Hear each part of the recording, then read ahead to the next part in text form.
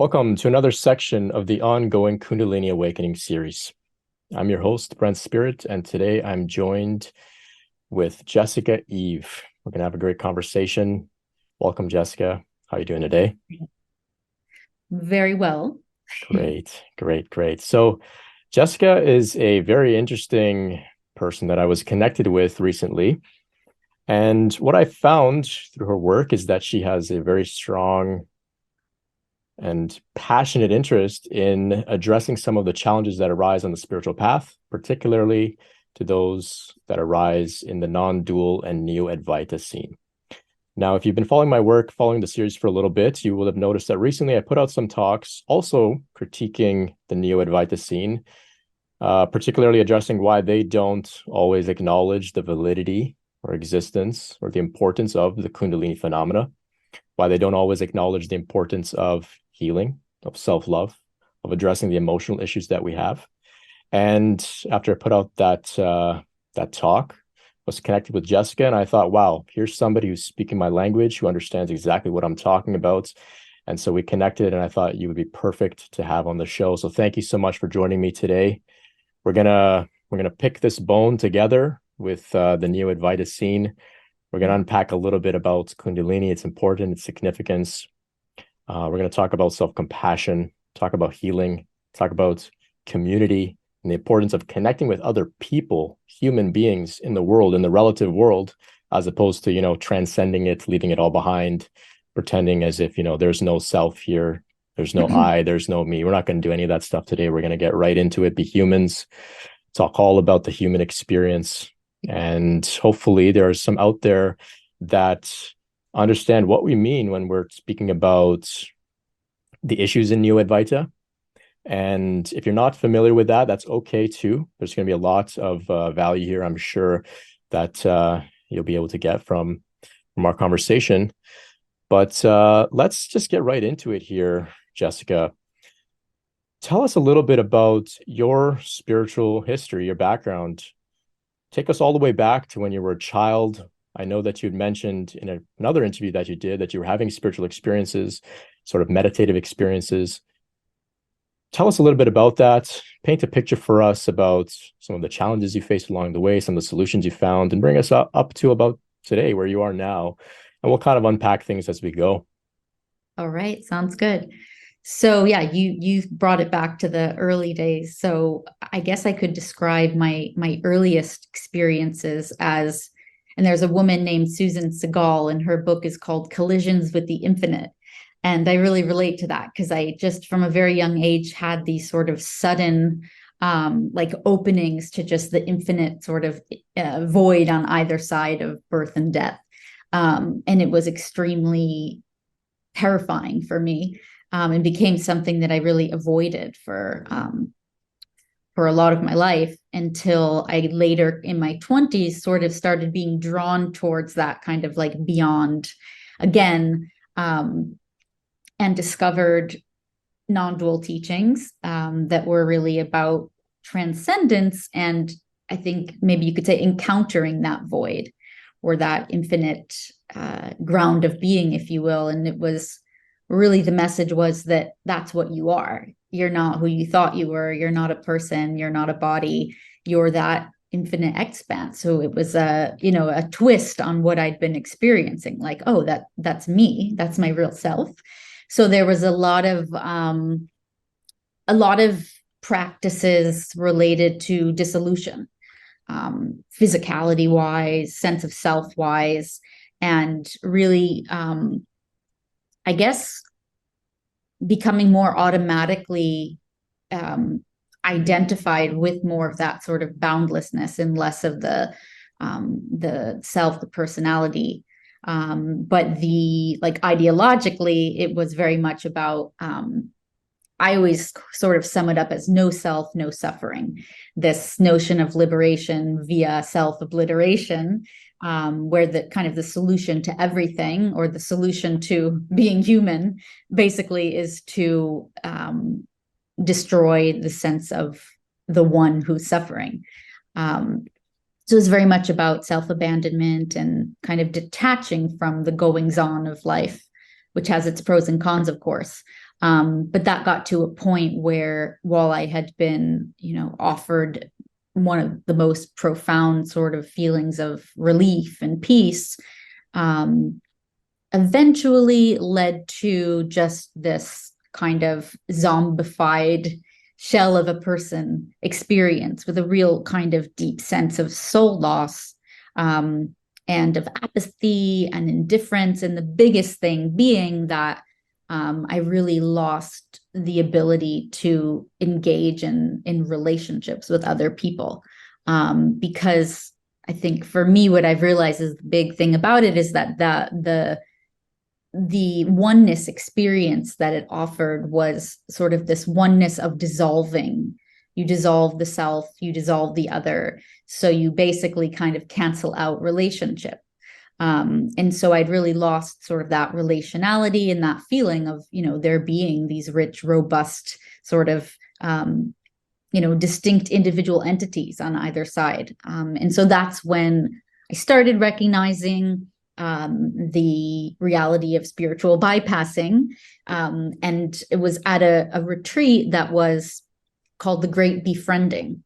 And that was Jeff Foster and a guy named Matt Licata, who I really recommend for self-compassion. But they had both come from a similar background of the self-detachment and self-negation, and were now saying, hey, that's misguided and that's unhealthy. What it's really about is self-love and self-befriending. And that was such an utter shock of like, oh my God, that sounds so much more healthy in what it's about. And so that created this sort of massive upswell of just intense grief and emotion around having kind of kicked myself into the trash for so long, and having lost so much of myself, when instead I could have been learning to love myself more.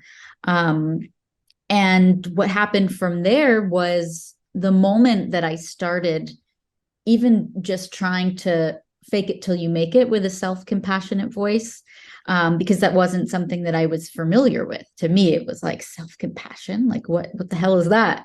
And so the moment that I started creating and cultivating this voice of kindness towards myself, there was just this massive opening of so much of what I know I had repressed during that kind of that phase of trying to simply rise above and dissolve, all of your pain and your suffering and your history. All of that flooded to the surface. And with that came, the most destabilizing period of my life. But the thing about it was that I knew it was showing me that if I wanted to flourish as a person in this life, which I had started to realize is what I wanted to do, that if I wanted to do that free of all the limitations that had been, conditioned into me, that I had to face all of these wounds and all of these things that I thought had disappeared through Neo-Advaita, that were all still there under the surface. So it was like this Pandora's box. And so that had a lot of the physical components, but it really brought me to the preciousness of emotions and of the sacredness of sorrow and of grief and of all of the things that I had kind of been taught I needed to just escape from. So yeah, that brought me into sort of the waters of spiritual crisis and learning about that, really understanding kind of that the period that I think of as Bardo, which is between that death of the old and that emergence of the new, and just how tumultuous that is. And I know with Kundalini, that's often the kind of the experience that's happening. Right. That's really fascinating. There's so many parallels between our journeys. Even as a child, I had very similar inclinations towards this transcendent sort of dissociative state. Of course, at the time, I couldn't put words to that. I remember experiencing some trauma, and I thought, oh, I'll just escape to the void. I learned this new trick, and that became my safe haven. And so, like you, I think I had a predisposition as I became older in my teens, early 20s, to find within the Neo-Advaita scene, within the non-dual scene, oh, this is perfect. This is exactly what I feel within myself. Mm-hmm. And now there's like a whole system and structure. And on top of that, I can use this and become enlightened. And I can, I'm enlightened now. Oh, okay. I was just using this to escape trauma and suffering and pain of the body. And now I'm enlightened. Oh, this is cool. Okay. It's cherry on top. Right, right. And so very similar to you, at a certain point, my my relationships were just very like dry and empty and superficial. And I was deep down longing for real connection. But then I gaslit myself, told myself, oh, that's ego. That's ego's desire and attachment to other people. And I need to maybe just further dissolve my ego because I'm not yet fully in the non-dual pure awareness state, right? Yeah. Did you have a similar experience like that where things were coming up, but then you used your spirituality against yourself? Definitely. What you mentioned that really resonates is there was this conflict with me. There was this notion that I was following from different people online that I was trying to understand things from, that were basically approaching meeting all of the wounding and the trauma as a means to an end to the final death of the ego. So the idea was that the reason why your ego is not fully dying is because there's all this stuff that keeps pulling you back into the sense of self. So the more you can meet all of that and dissolve it all, the sooner you can be, totally free from ego. So that was very confusing for me, and sort of like that pull, because the other voice was saying that this is an invitation back to embracing the ego and being able to live more free and to flourish more with a healthier ego, and being able to really like more consciously create yourself in your life. So I completely relate to what you're saying. Right, right. There's a great teacher I love, Matt Kahn, and the way he describes it is that we want to have an integrated ego. Yeah. When we're in suffering, we have an inflamed ego. So it's almost like it's protruding, it's red, it's swollen. We want to get rid of the inflammation so that it's a little bit more flush with the rest of our system, you could say, as opposed to this protrusion. But it doesn't mean dissolve it completely. It's addressing the inflammation around it, right? And like you mentioned, that comes with self-care, self-love, befriending ourselves, befriending the ego, right? If you have some sort of wound or some sort of inflamed part of your body, you befriend it, you treat it with care, with love, right? You don't cut it out of your body per se, right? I really love the words that you used where you said the sacredness of emotions, the sacred, I think you said the preciousness as well. Yeah. And that is so far on the other spectrum compared to the way that sometimes emotions are described within spiritual circles. Emotions are the ego, they're a problem, they're signs of lower consciousness, lower vibration. And here you are saying that they're precious.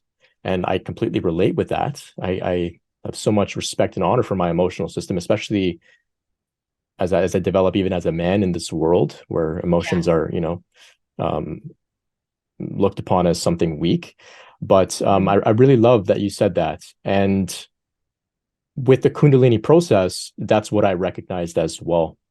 This human experience is so dynamic. It's like a full spectrum. All the emotions are there, and all of them are sacred, not just bliss, not just peace, not just joy. All are sacred, grief as well.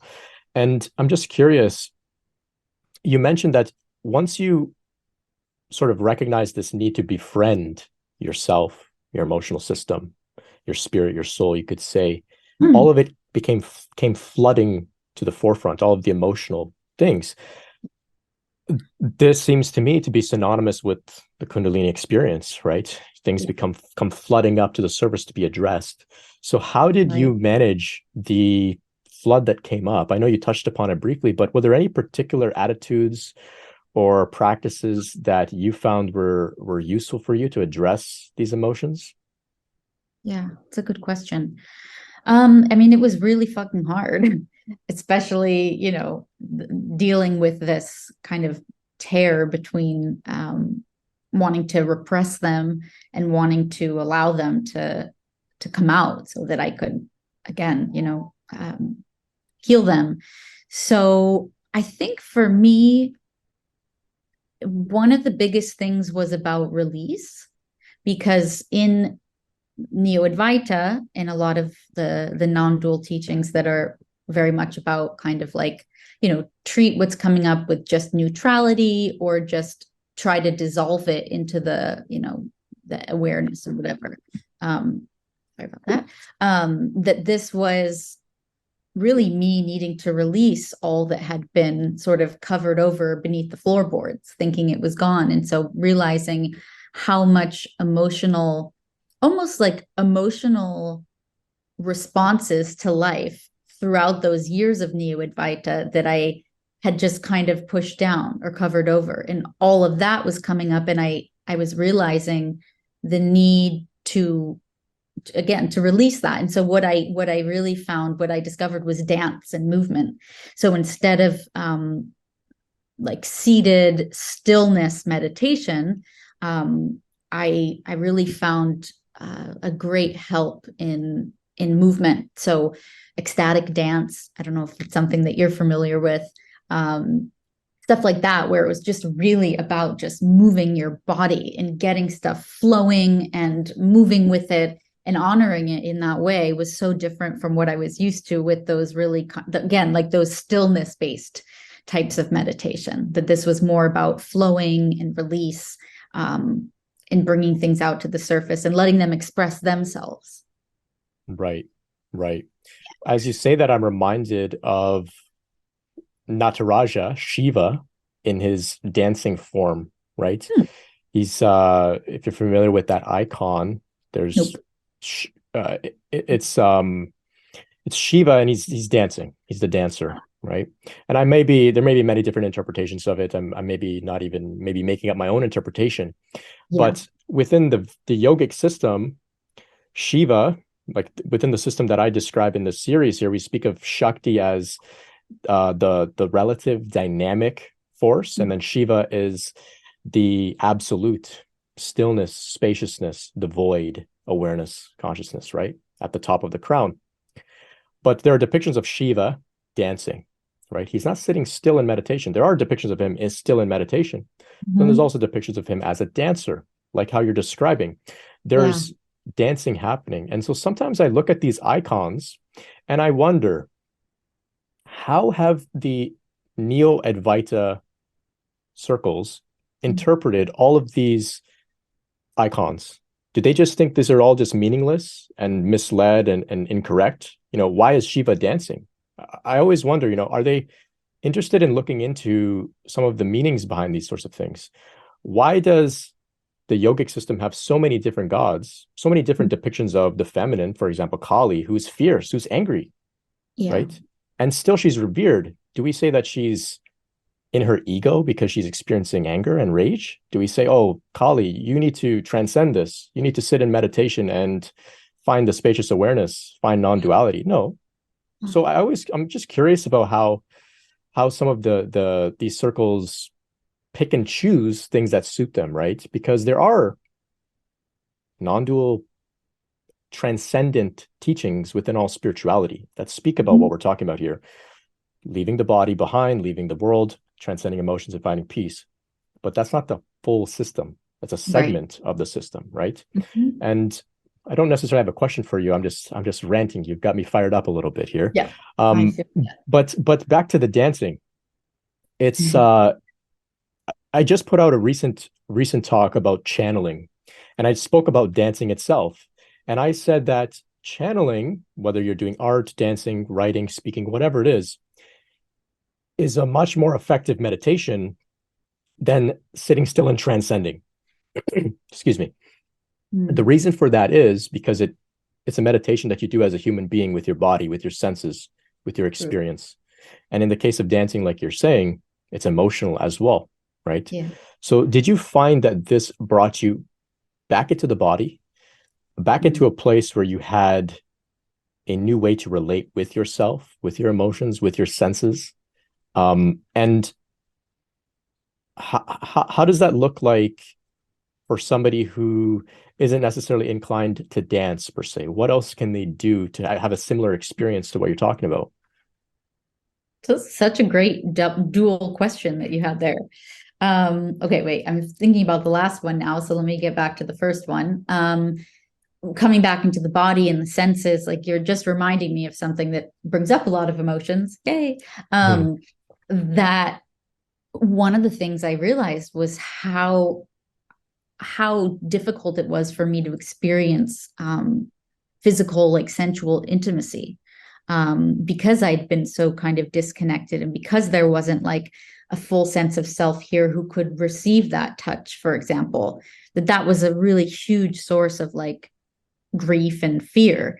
And so a lot of what I think that I was working with was a bit of like a freeze response, like the freeze and the flight response of leaving the body, disassociating with the body. And so the movement definitely brought me back into my body. But for me, it was it was needing to move and flow rather than that sort of like kind of, just come into the stillness, like we're saying, be sort of like restricted in that way. So it was a lot about coming into the movement of the body and unfreezing it. And then what you asked about how people who aren't into dancing could do some of this. So it's funny because I also wasn't into dancing so much before, I would say. And there were times when I was just so, overcome with painful emotions that like I literally just threw myself around the room. It's like just shake your body, jump up and down, roll around on the floor, hit your bed, whatever you have to do, that it's not about needing to be like a beautiful art form. And I think, I'm not going to endorse Osho in full, but he has some meditations that are dynamic meditations where it's about like, again, like the shaking and the jumping and stuff like that. So you might be able to find some movement type meditations, but in general, I think it's just about just moving and whatever you need to do with your body to get it sort of activated, and doesn't have to be in a group or with music, Right. Yeah. Osho did have some very fascinating dynamic meditations, which I believe he maybe didn't create, but brought forth because he found that this is what people of our time or that time needed. Sitting still in meditation, not possible for somebody who's fired up on cortisol and caffeine from working 80-hour weeks, right? They need to shake it off, right? And so they need a new adaptive way to meditate and to address their evolution and consciousness. What you're describing here is in line with the Kundalini phenomena known as Kriyas, right? Which are the spontaneous movements of the body that involve perhaps spontaneous vocalizations, spontaneous dancing, spontaneous yoga poses, spontaneous stretching, mudras with the hands. And people experience this to varying degrees. And there are some who just don't know that they're Kriyas. They just say, I just feel like stretching. And so they begin to stretch. And there are some that I'd say, like, I feel so irresistibly called to stretch. I'll do it in front of people in the grocery store, at work. It's just so I'm compelled to do it. And it feels right. It feels like what I need to do. And it's synonymous with what you're saying here, which is when you were, allowing yourself to, I think the words that you used were do what your body needs to do. That's what Kriyas are. Surrendering to the intelligence of the body. So what can you say about the intelligence of the body and its innate knowledge to carry out this healing work, to carry out its own evolution? Do you think that this is something valid? I think it is. And you're pointing me to reflect on some things that I haven't, which is awesome. I think that what you're saying with the Kriyas, and what I experienced was maybe like Kriya light. Like I had some like twitches and tremors and things like that. And it does seem like there was an intelligence of like the body starting to like unthaw itself. And there's some kind of like profound, unfathomable intelligence around stuff that's stuck, that's like unwinding itself of its own accord. So, a lot of people say like, trust the process. I know that's sort of a complex thing to talk about, but just to answer your question, I do think there has to be some type of intelligence behind it for it to just suddenly start to release these knots and in blockages on its own. And that's why I think it's so terrifying and destabilizing, because it's just doing it on its own. And then you're like, oh, that was the trauma from there that I ignored. Like, that's that disappointment that I never grieved, that you really, it's really releasing stuff from some type of, again, wisdom, innate wisdom. Can't explain it. Right. It is rather mysterious, beyond our understanding. I think it transcends our intellect. It's something that we have to surrender to. I like to describe it as the same intelligence that knows how to digest your food. You eat any type of food, your body knows what to do. I don't know anything about enzymes and digestion, but I'm pretty good at it, right? Yeah. You know, True. in the same way, my body is also able to heal itself if we get out of the way and let it do what it needs to do, in the way that you're describing, right? When you were saying, you know, you're letting the body do what it needs to do because it knows. And that's what I feel is the Kundalini process. It's the intelligence of Shakti. It's the intelligence that has been animating our body this whole time, just emerging to now take us to another level. And I've described it in the past as an evolution, in the same way that the caterpillar evolves into a butterfly, in the same way that a tadpole evolves into a frog. People don't know that, but we also have another stage as well, which is maybe to be a spiritual human being, a divinely inspired human being, a transcendent, but yet fully human being. And many people are, I guess, living as if they're caterpillars, don't know yet that they have access to being a butterfly one day. But the body is trying to take us to this place. The intelligence of the entire universe is trying to bring us there.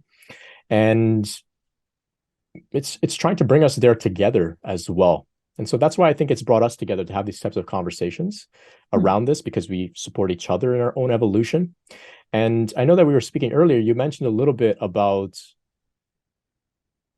collective healing as well, right? So we've been talking so far about individual healing, but can you speak a little bit about your interest and your work in healing the collective in terms of a community, the world, etc.?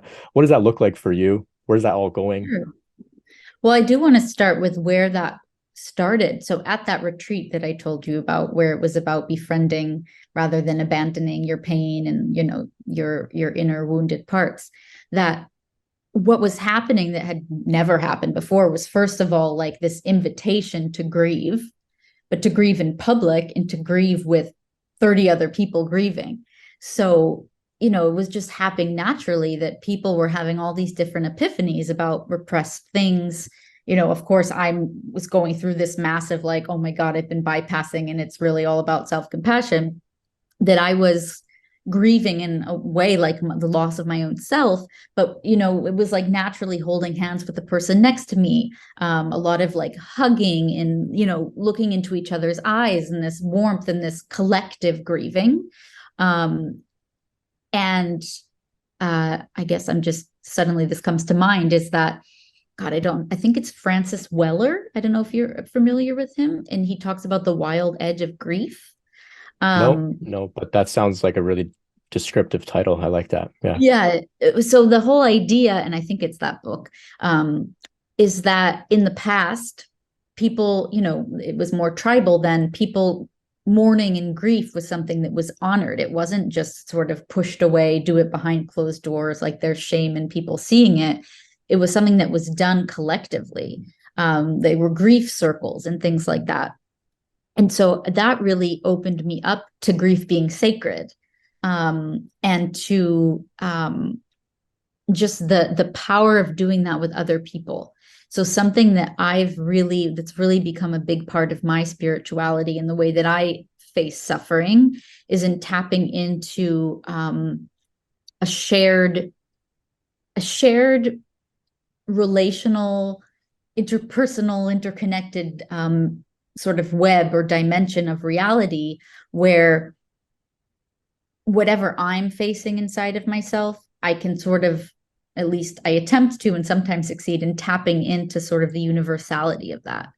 And then when I have that feeling, there's that sense of I'm not alone in it, and also that it is a natural part of the human condition. But there's then just sort of like this outpouring of compassion for that recognition that, you know, there's thousands or probably millions of people around the world right now sitting with similar feelings. Compassion for them almost brings in compassion for myself. And there's this bigger, you know, holding field of it. And yeah, that's been transformative. So try to connect it to the rest of what you said. What I've been doing, or what I've been working on, is starting up a support group, like a peer support group for people who are specifically going through the challenges of having fallen into a lot of pitfalls in the Neo-Advaita and some of the non-dual scene that's, you know, so impersonal and so depersonalizing, in sort of facing the grief of the loss and the isolation that created, in connecting with other people. Because when you have that sense of, you know, I'm the only one who's going through this, also something is wrong with me, you don't get a sense of validation that there's other people that have been where you have and are where you are. And so there's been a ton of people who've been messaging me that they're, you know, desperate for something like this. And so it feels like a really important thing to do, because I think that healing, we have to go through it alone in many ways, but we also shouldn't have to go through it totally alone. And I think that healing, from my experience now, definitely is, let's say, supercharged and also more meaningful when it's done collectively with other people. Makes perfect sense. I mean, that's why I was really excited when Kate West had connected us, because I thought, oh, there's somebody else out there who is experiencing the same sort of grief that I've been through. Now, with that said, it's been many years since I was within the non-dual scene. The Kundalini really drew me. Just curious. Sorry? Like, how many years roughly was that? About 8 years ago. That was when I was really in the midst of this self, no suffering, like you said, your words, really, I really like that. That's about when I was in the midst of it. But you've come a long way. Right, but it was still so significant that it's still something that I'm passionate about, you could say. And so when I, like I said, when we were connected, I thought, oh, this is perfect. There's somebody else who speaks this language, because the other sort of reluctance I have about speaking about this is that the people that are caught up in there's no me here, all there is awareness, are very vocal, and they come for you with pitchforks at times. They do. Right? You're delusional, you're caught up in phenomena, this is all ego, this is all nonsense that we're talking about, right? And I've had people reach out to me basically telling me that, you know, I'm being misled. Kundalini has taken me to a completely wrong direction. Humanity. Right. It's absurd. But back to what you were saying about the collective emotional experiences together, I really feel that we are social beings. Of course, this is nothing new or unheard of. It's just makes the most sense. But for whatever reason, we are inclined to grieve in private and hide it and that sort of thing. And I think that makes it harder to even grieve in private now, because we're shamed to have these experiences in public. That shame stays with us when we go into our room by ourselves. It's not like, well, now I'm free in my room by myself and I can have a full-blown emotional experience. Even in our solitude, we become stifled as well. So it translates over across the board. If you're able to be open with your emotions in the way that you're saying, if you're able to grieve with others, then it makes it so much easier to go into solitude when those times come. Do this work as well. You reminded me of an interesting experience that I had that I think I shut it out a little bit because it was so weird. But I was at like a music festival. It was about a year or so after like some of the initial major Kundalini phenomena that I was experiencing. And we're at this festival and it starts really raining really, really hard. And so a few of us random people just ended up in like one guy's tent just to take shelter. People were very open. And he thought, oh, okay, you know, we're all just hanging out in here. Nobody knows each other really. And then he says, he was like a channel. He was very, very in tune. And he says, you know what, I'm being called to lead a sort of meditation here. Wow. And we all just sat in this circle And he just leads us. He just says, just breathe, just breathe. And I became hysterical, just bawling my eyes out.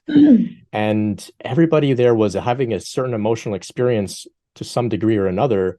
And I felt so safe in this community of people that I didn't know. And I was having this full emotional release. And when it was things started to die down, everybody lay down and took a nap. And then there was one guy who found blankets and put blankets on each of us.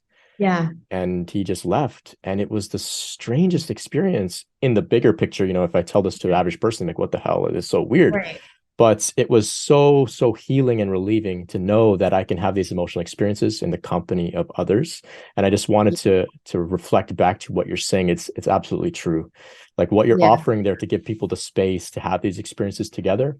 So important, so important. And this is what we need. And it contrasts so much all of the spiritual attitudes of emotions, ego, body, relative world, physical world being something in the way of our awakening. No, it's not in the way. Experiencing these things are our awakening.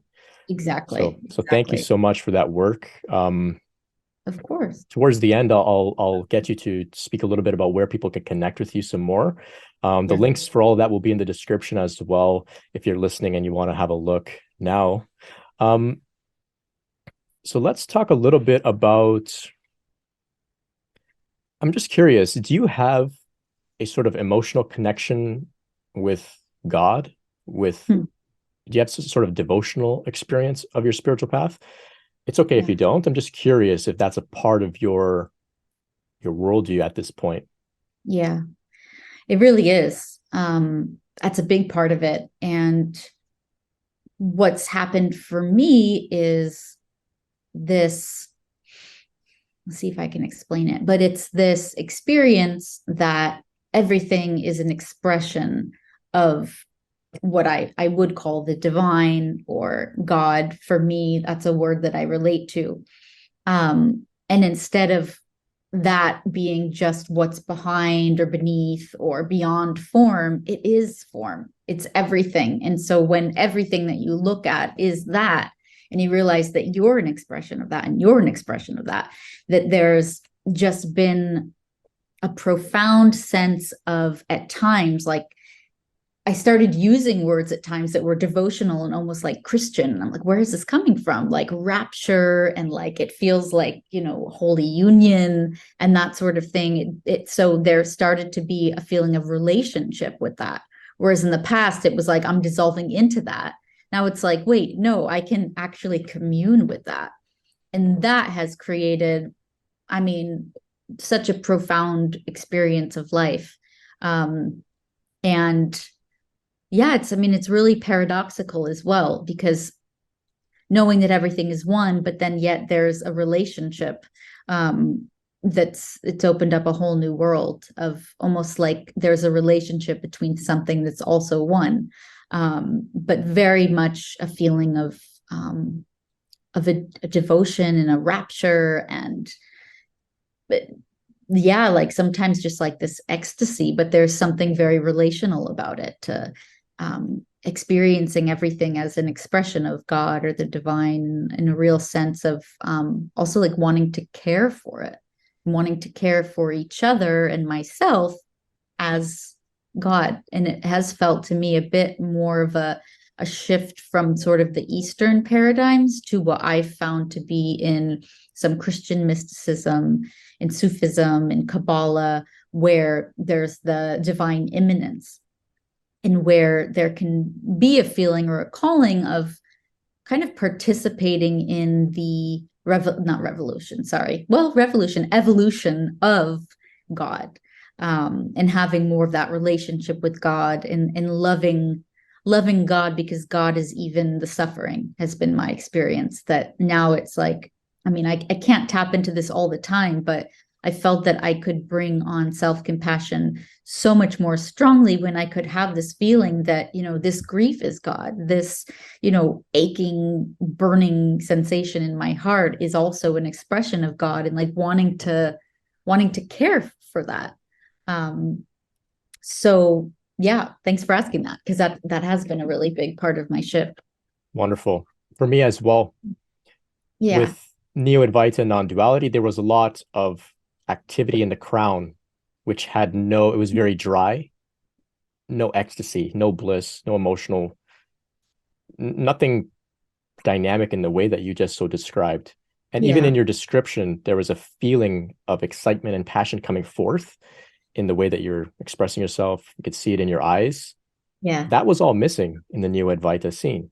Yeah, definitely. And it's very easy for somebody who's stuck in transcendence to say, oh, that's just phenomena and attachment to the body and the ego that is clinging to love or ecstasy. It's fleeting, it's impermanent, and it will bring you suffering when it goes. But if we look at the yogic system, for example, they speak of Sat, Chit, Ananda, right? Ananda means bliss. And bliss isn't felt up here, it's felt here in the body, right? So can you speak about how important your body is in your spiritual experience of life and your spirituality itself? And contrast that a little bit with how much the body is negated and discarded within Neo-Advaita non-duality. Yeah, that's really, really powerful. I mean, I think it does come back again to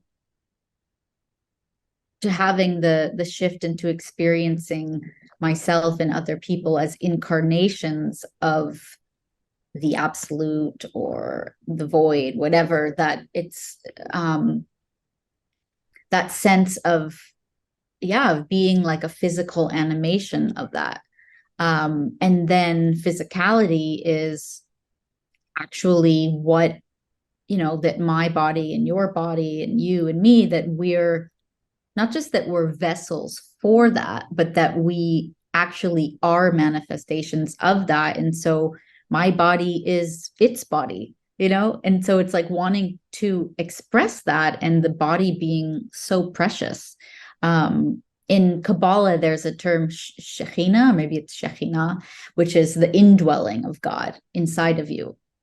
And so I do really feel like, the disembodied path was liberating to its own degree, but it wasn't a fullness, and it wasn't, like you said, it wasn't like a dynamic richness. It wasn't relational. There was a real kind of distancing and dissociation. But now for me, it's like really embodiment. It's really immersion in this down-to-earth human experience, but that sense that the transcendent is like brought down into the physical, like into the earth, and then wanting to really experience and explore the physicality of that rather than just the emptiness of that. Right. And I've spoken about Shekinah as being to me, Kundalini within the Kabbalah system. Right? So it's there. Kabbalistic, Kabbalistic system. The indwelling of God, right? So in this series, I speak about how this isn't a yogic thing. Kundalini process is not just Indian. It's not just Hinduism. It's all over the world. It's universal, and we see it there in the way that you're describing. I was going to ask something, but it's left me. Oh, yes. Okay. So I'm curious. Part of the way that I've seen why Neo-Advaita, why the transcendent personhood denying spiritual circles have taken such a grip, I believe that it has to do with the suppression of the feminine. I believe that has to do with patriarchy. Do you have any comments about this, any feelings, any reflections about this? Definitely. I was thinking about it because, I mean, to be honest, I mean, in general, Enlightenment traditions and religions are pretty patriarchal. But especially in the Neo-Advaita scene, it's very populated by middle-aged white men. And there are women in it, but those women have also mostly come from that lineage of men. But what I have thought about in terms of, I mean, I think even renunciation itself is a very male a very male thing. And of course, that men are and boys are conditioned to not show their emotions, and that emotions mean weakness, and boys don't cry. You know what I mean? So that I feel there becomes this real sort of like crusade or conquest against vulnerability, and against sensitivity. And so when you start to look at it from that lens, like, I think you really see like kind of like a tragedy that's going on there, right? Is that it's like this almost militant sort of continuation of the conditioning, that says that you shouldn't be vulnerable, that you shouldn't show emotions, and that there's, I think, like a real pain behind that that's not being seen, in that kind of, need to squash or repress what could be flowing freely, but has been taught to you as something that should be suppressed. So I definitely see the male perspective on it, and I think it's a really important theme to be brought to light around the conversations around Neo-Advaita being harmful. Right. I see it as a young man myself, with trauma, with conditioning, with a body, with pain, with desires that were unfulfilled and whatnot. I saw Neo-Advaita, non-duality, the transcendent spaciousness as a solution, right? The other solution would be to address my issues, but that's scary, right? It's not supported. Who wants to do that? Right? Exactly, right? Especially as a man, it was either, okay, I can cry it out, or I can deny and suppress the tears. What am I going to choose? Well, I was inclined to transcend and to negate, and to tell myself that all of that is weakness, and this will make me a more masculine man, right? The ultimate masculine man, who's completely stoic, completely neutral, right? Yeah. And so there's a great appeal there for those who, I've heard it described, hate themselves, right? Sure. If you hate yourself, you can change yourself, or you can escape yourself. Totally. Right. Yeah.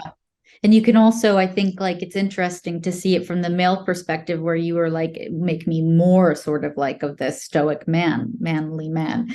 For me, it was almost a reaction to my own, and it's not just feminine, of course, right? Like, I'm not downplaying the fact that men have profound sensitivities as well, but it was a real sort of reaction to the pain of being so deeply touched and moved by life, that I always felt that I was, that my emotional sensitivity to life was so, what caused all of my suffering. So here it was sort of offering me this way to be less touched and less moved.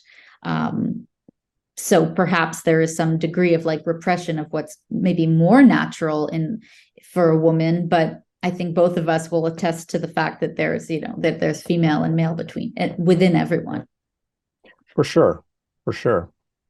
So that leads me to a question I have for you.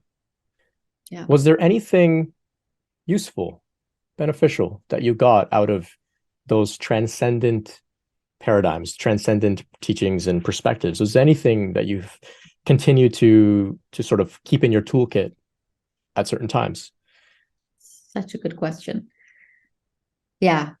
It's something that I sit with all the time, because in the end it became, the downsides outweighed the benefits, that I've really tried to understand, what can be carried over from it. And I think what I've come to realize for myself is that any of the things that I got from it that I think contribute to long-term well-being, I could have gotten without any of the notions of disidentifying with the ego and re-identifying with, the awareness, or whatever it is, whatever you're going to call it. And so, I mean, the main big things that I think were so, stunning about it was the quieting of the mind. I always had a maniacally frenzied, ongoing monologue mind that drove me insane. The quieting of the mind, and then there was also a sense of, and I think this now is a really problematic message, that everything you need is within you, though it does have all of it's really a double-edged sword, because it really did give me this feeling of, I can source my needs from within. So there was a greater, I'm trying to like pick out what I've carried over now. I think I want to say probably is being able to see your conditioning from a distance, and to be able to recognize that our limitations are constructed. But I would shift the way that it's looked at to say that instead of seeing that it's all a construct, to minimize it and to get rid of it, to be able now to harness that, if you can, to see that because it's all constructed, you can deconstruct it and reconstruct it. So I would say, yeah, that there's that, if it's framed in the right way and done in service of reconstruction in a healthier, better way, that ability to see your conditioning as a malleable construct. Right. As opposed to just something in the way of the awareness. Yeah. There's something there that can be transformed. Exactly. Right? And the word is there. Yeah. Transformed, right? Form. You want to appreciate the form. As you're describing that, I had this visual, and I think it describes my experience of what I got out of Neo-Advaita and Non-Duality, that sort of paradigm, which has stuck with me. In the beginning, it was like there was an eyeball above my head watching everything, right? That very transcendent, escapist, very freeing and liberating, watching all the trauma and everything. Now it's like that eyeball is right in the center. Everything is around it. All the phenomena of the world is around it, and it's immersed in it. Maybe that even is, the eyeball is maybe connected to all of that. So there's awareness, but it's not separate from the world, from the phenomena, from the experience. And I can still abide there and be human, but also have a little bit of me that's a little bit spacious. I don't want to say distant, that feels too cold, but a little bit of spaciousness. You know what? It's really great that you say that, because what I realized when I was recognizing the need to befriend myself and to heal and turn towards what I've been repressing, I realized that I did have a resource. And what I had was that resource of the time. I liked when people refer to it as like the non-dual holding field, that you could have this, this greater space in which to contain all of what's arising and that's painful within that, so that it's there, but you're less threatened by it and more able to hold it. So I think if you do harness that, like you said, that spacious awareness, if you harness it to heal rather than harness it to escape or to get so much distance that it doesn't matter anymore, that can be a huge resource. But it's really a choice of how you use it. Right. I would argue a little bit. I want to argue with you a little bit here. Yes, please. Yes, it is a choice. But in my experience, eventually the body, the pain, the conditioning will draw you in. You can't escape for too long. Eventually something will happen that brings you back into the body. Have you recognized that? Like there's some people who maybe put on a show about how they're so transcendent and nothing phases them. But I think behind closed doors, they're experiencing some sort of hardship. And it's not that they're necessarily choosing to escape. I don't think they have a choice. Something is going to draw them back into the body, back into the world. Often in very painful ways. Yeah, I think that, just to clarify, what I meant when I said that it's a choice is that, let's say, for example, when I first had an awakening to that spaciousness and that, let's say, ground of being on its own, that there could have been a paradigm that I could have chosen if I knew it existed, where that was something that I could harness and tune into in order to meet suffering, rather than choosing a paradigm that says, dissolve into that so that, you can detach from that stuff. So I just meant that it's more of like, we do have a choice over what we do with it. But 100%, that people, it is just bullshit that people present themselves as just, not experiencing any suffering anymore. I just think it's like, it's a pretense, and yeah, it's complicated, but definitely 100% agree with that kind of like behind closed doors thing. We're all human. It's really true. And I think it was Scott Mm. Killaby, who's a non-dual teacher. Yeah, I Great, know. great guy. Sometimes I follow his stuff online. And Mhm. recently he spoke about how he was, when he, like, maybe like 10 years ago, he was doing the whole non-dual transcendent kind of teaching. And Yeah, he openly admitted that he was putting on a show. He would look at yeah, people with these eyes of like, yeah. there's nobody here. And like he'd do this Right. like gazing thing when he was meeting with Yep. people so I that they can. can see inside that there's nobody there. But then, Right. 10 years later, he's putting out really incredible human teachings about healing, about addiction, about addressing Yeah, what's in this exactly. body. He's speaking openly about this pretense, this facade that goes on Yeah, within yeah, non-duality. And so that's interesting because we've mentioned a few teachers now. I've been through this sort of trajectory. You've been through this yeah, trajectory. Scott yeah. Killaby, you mentioned Jeff Foster. There was another guy, Matt something. Not like Kata. Yeah. So, and there's handfuls. There's so many of them out Oh, there. of course. What do you think this is all about then? Why is this an ongoing pattern? Is it part of a larger unfolding trajectory, or do you feel like for whatever reason things kind of lined up for us to kind of all go in the wrong direction together? What do you think this is really about in the big picture? Why so many of us experience this self negation, self escapism, transcendence, and now suddenly we're all fully here, totally living in the heart, Yeah. willing to acknowledge the world, embracing it, that sort of thing? What's going on here, do you think? Yeah, it's a good question. I think about that a lot. It's like that zoomed out view to really understand things more. I mean, I think that the draw towards it is really the way that I think about it is it's sort of like a symptom of what humanity is suffering from the most, which is meaninglessness, it's self-condemnation, it's nihilism, it's inability to turn towards things, a lack of self-compassion, all of that. So of course it's so attractive, right, to the bypass message and the no self no suffering thing. So I think it's really indicative of the sort of psychological crisis that we're going through right now, especially in the West. Like suicide rates are like exponentially increased in the last, I don't know, 5 or so years. Isolation and all of that, and people really not being taught how to face this stuff. So I see it as very similar to any other like avoidance coping mechanisms like drugs, alcohol, whatever else, social media.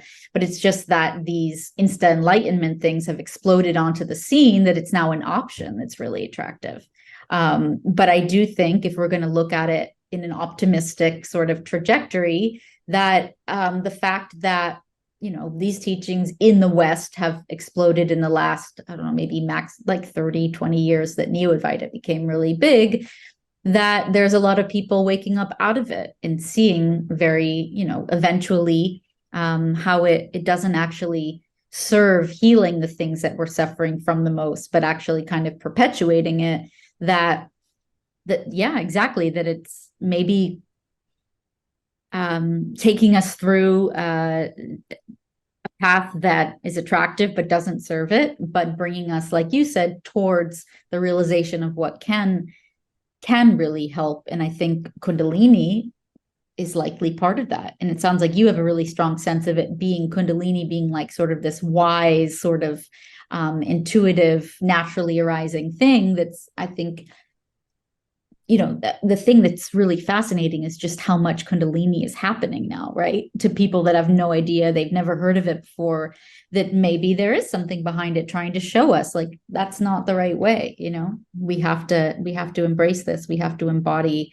So I think that's a beautiful thing. And hopefully, yeah, that it is taking us ultimately in a positive route. Right, right. That makes sense. Like you said, it's the ultimate coping mechanism, the ultimate escape.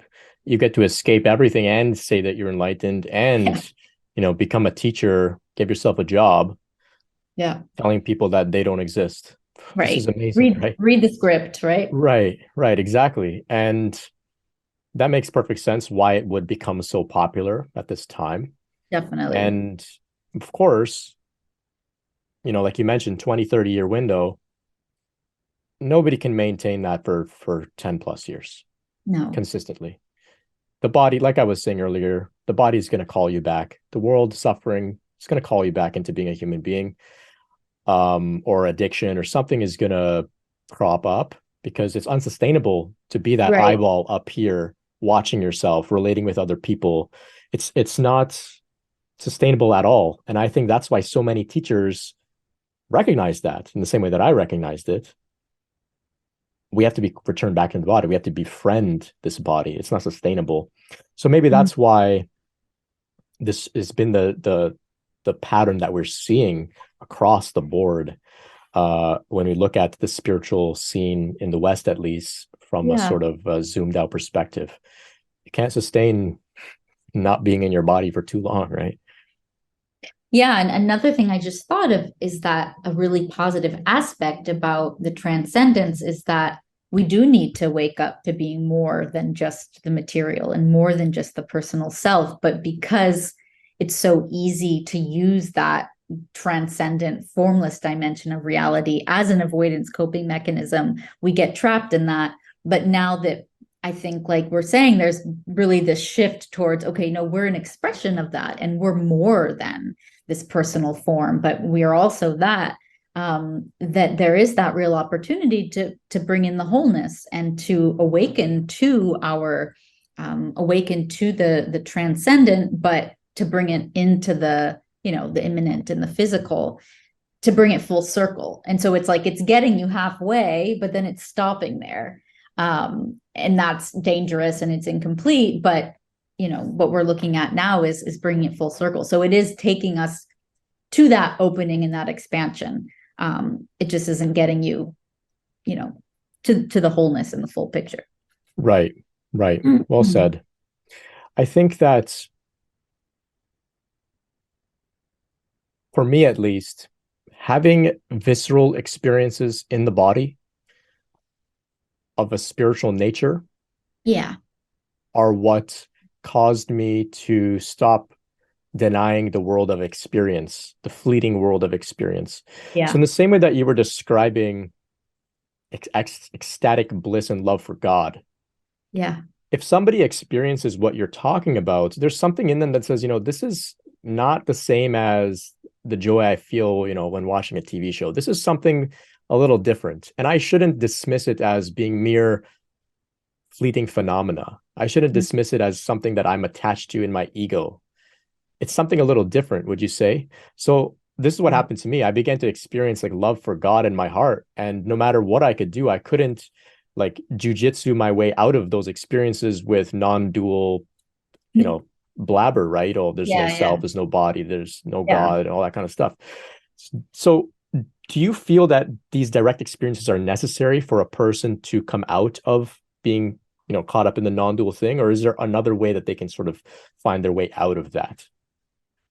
It's a good question. There's two things that I want to jump on there, because the first one is about, let's say, clinging to like a peak experience of that devotional rapture. I think it's interesting to look at the difference between like the blissful kind of rapturous joyfulness that you get from the sort of detached absence of self state in the Neo-Advaita, and then what that's like when it's embodied.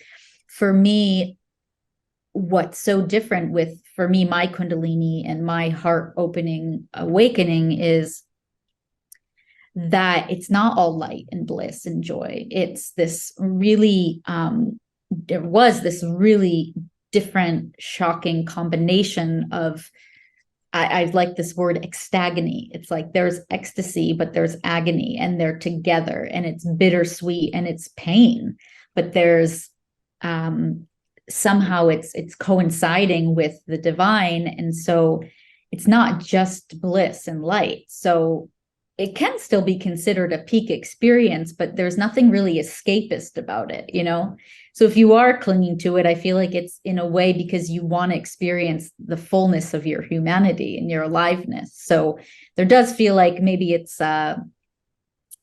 more healthier and hopeful if you do want to have that experience more and more, to hold them both together. And then you said, in terms of people moving away from Neo-Advaita, I do think a big part of it has to do with philosophy, because what the gaslighting, like we're talking about, like there's direct experience, but there's a shitload of concepts that you don't realize you've been kind of conditioned. You know, you've been unconditioned in one way, but you've been reconditioned to see the self as less than. The self is in the way, the self is illusion, you know, the world of form is not real, consciousness is prime, whatever it is. You know, these are metaphysical beliefs. And so what I found is people who do get to a point where they realize that they're going through a process of metamorphosis or self-transformation, or they want to engage with rebirth of self, that you're really, really trapped in this ideological kind of network of beliefs that really prevent you or shame you or kind of stifle you from engaging in that reemergence. So for me, there's been a big need to explore different paradigms of non-duality, to deconstruct this, you know, that this kind of negation-based non-duality is what non-duality is, that instead there's different paradigms of non-duality, like that we're talking about, that experience and understand there to be, you know, no division between the transcendent and the material. And so really there had to be a way for me to understand and get on board with a mental map of the phenomenal world being real and being a real expression of the divine, whatever you're going to call it, because being stuck in that sense of it's all, like you said, it's all an illusion, just really would prevent me from engaging with that process. So being able to come into a new understanding that's still based on oneness, and it's still, you know, mystery, but it's really about the manifest world being one with the, you know, the formlessness, that really was important, to have a new paradigm that's also metaphysical, to help you with the integration, you know, needing to be able to have a mental map of it that frees you from kind of the stranglehold of that map that's like, you know, it's just your ego trying to come back, the prison of me, blah blah blah. So yeah, definitely I think needing to have some type of conceptual framework. Makes perfect sense. The way that I look at it is just drop Neo from Advaita. Look at Advaita. Look at the actual Advaita system. It speaks about Kundalini. It speaks about devotion, bliss, ecstasy in the body. Those aspects of yoga, bhakti yoga, they're there. Neo-Advaita is completely removed from bhakti, right? Sure. Like there's no devotion there. There's no love for God, ecstasy in the body. So if we look at the actual systems, we can recognize Neo-Advaita is, it's a bootleg version. It's something is missing there, right? And that's why they had to add on that prefix Neo-Advaita, right? So I can see that, yeah, the philosophy itself needs to be revisited, needs to be reconsidered. Yeah, makes perfect sense. Those are beliefs, right? It's just another belief system, you could say, right, masquerading as the ultimate non-belief system.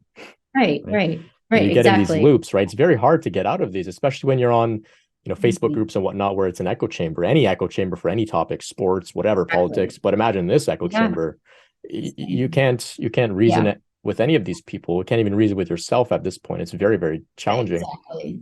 Right. Yeah. I think some people like a lifetime to undo all that. Yeah. Maybe multiple lifetimes. I really love the word that you used there, ecstagony. I think that's just brilliant. And when you were speaking about that, I thought of Jesus on the cross. Yes. That is a peak experience, you could say. Yeah.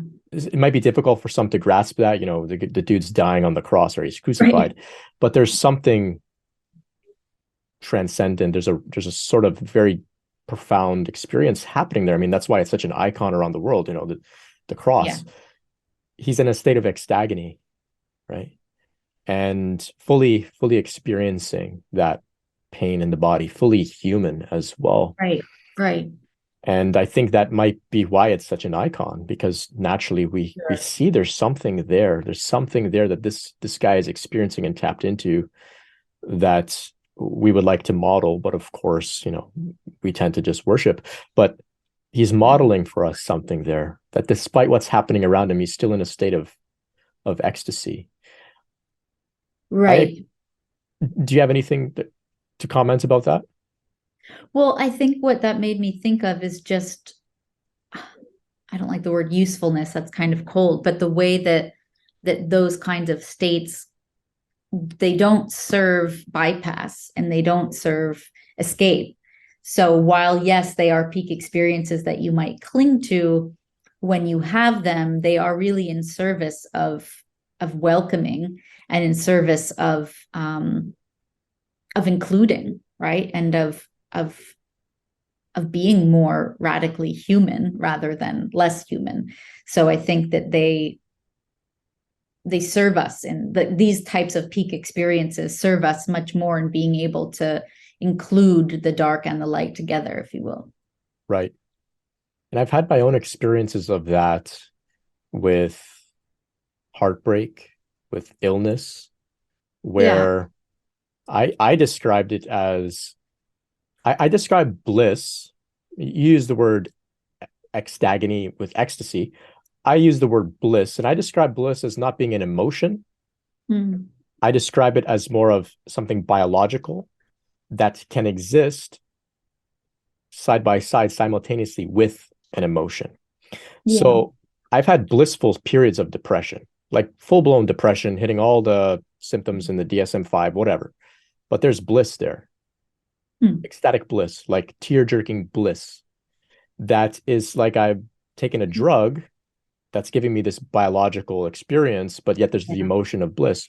Or when I've been sick, I had food poisoning a couple of times, horrible experiences, but there's this ecstagony that you describe.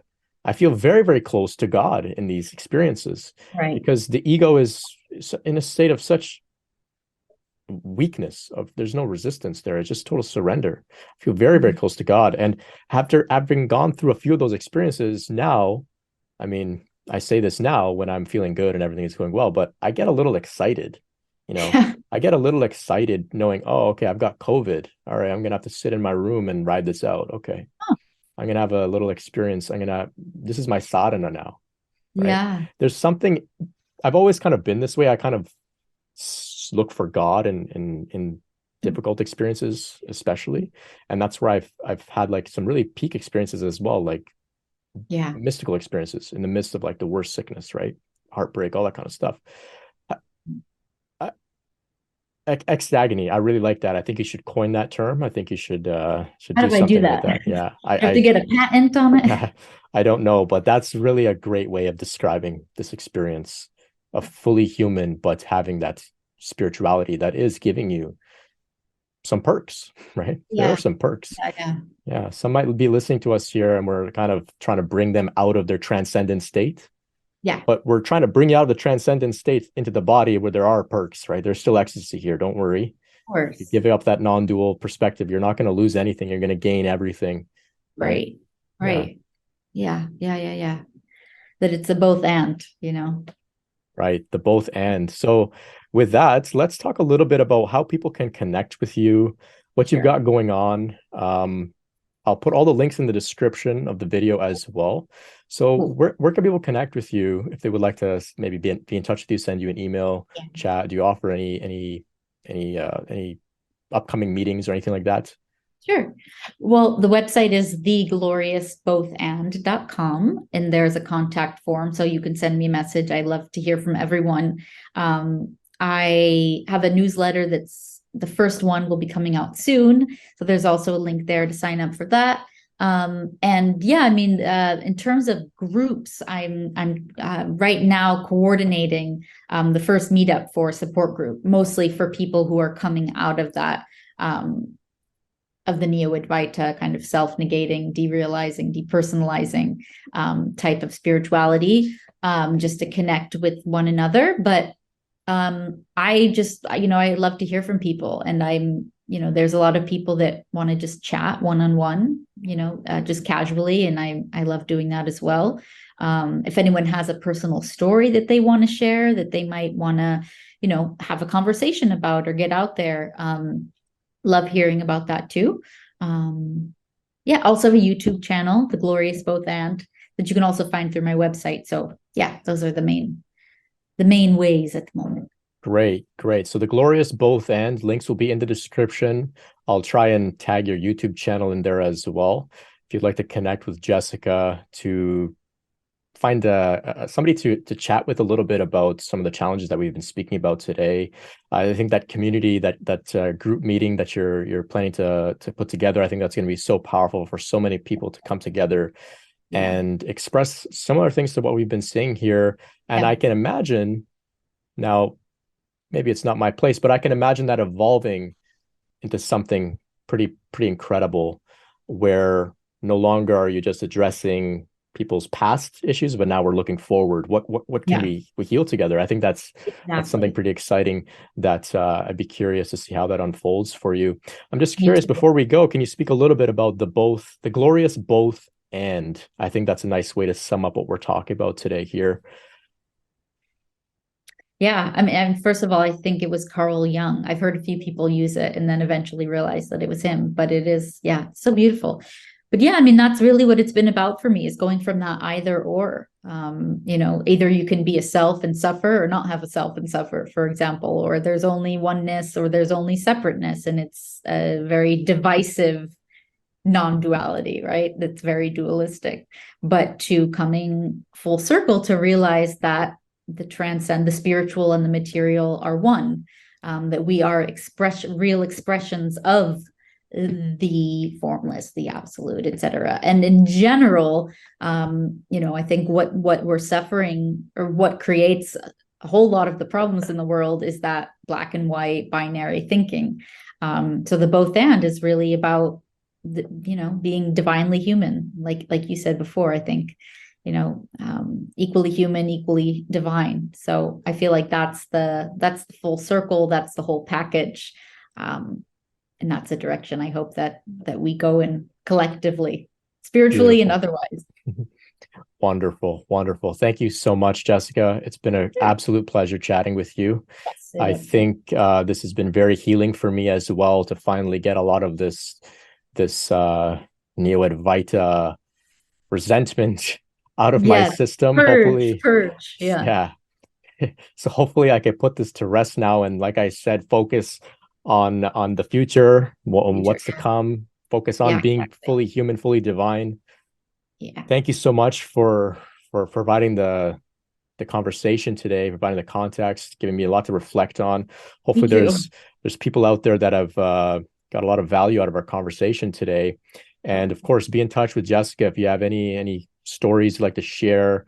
I'm sure that she'd love to hear from you. Be sure to check out her links in the description, thegloriousbothand.com. And you can look forward to some more sections of the ongoing Kundalini Awakening series as well. If you have any interesting people like Jessica that you feel would be a great guest on the show, please send me an email and I would love to have them on. Thank you once again, Jessica, for your time. Really appreciate your insight, your wisdom. And I hope that we can keep in touch. Maybe we'll have you on the show again sometime. All right. Thank you. And until next time, much love. Peace.